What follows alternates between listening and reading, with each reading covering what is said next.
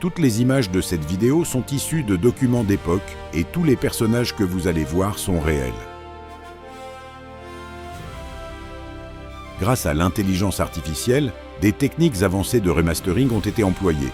Super résolution pour restaurer les détails perdus, interpolation d'images pour fluidifier les mouvements, colorisation automatique respectant les teintes authentiques et restauration acoustique est en cours pour redonner vie aux bruits ambiants et aux témoignages sonores. Voici le résultat.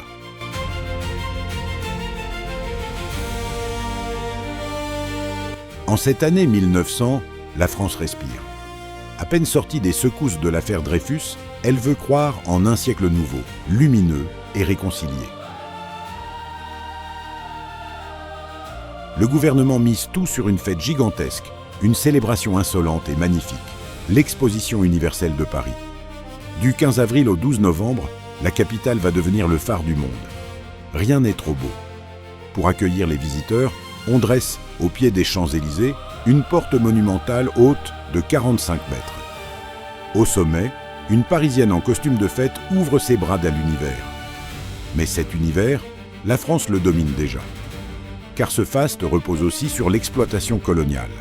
Depuis l'Algérie, l'Indochine, Madagascar ou l'Afrique occidentale, les richesses, matières premières, main-d'œuvre, trésors pillés, affluent vers la métropole. C'est cette France impériale qui peut se permettre le luxe de surpasser Chicago et Bruxelles.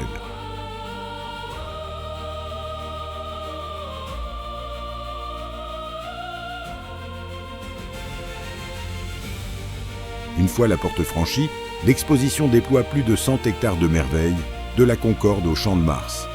Le nouveau pont Alexandre III relie les deux rives.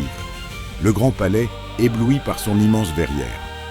Longeons la Seine sur cette rue des Nations. Des pavillons éphémères défilent, Norvège, Russie, Allemagne, États-Unis.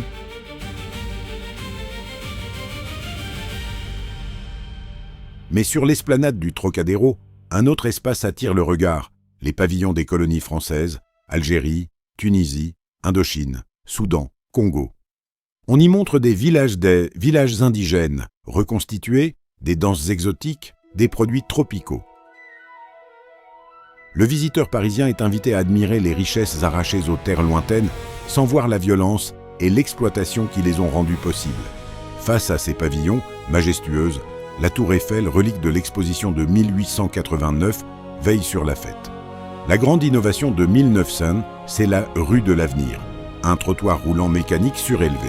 Dans les milliers de stands, le cinéma triomphe. On peut entendre Coquelin aîné déclamer Cyrano ou Sarah Bernhardt jouer Hamlet. L'électricité, le palais de l'optique, les escaliers mécaniques, tout célèbre le progrès. Mais ce progrès a un coût humain. Derrière la porte monumentale et les guichets capables d'absorber 60 000 visiteurs à l'heure, derrière les dizaines de millions de visiteurs venus du monde entier, il ne faut pas oublier que la richesse étalée est aussi celle des colonies. La France de 1900 est une puissance coloniale, et l'exposition universelle en est le miroir éblouissant, mais aveugle.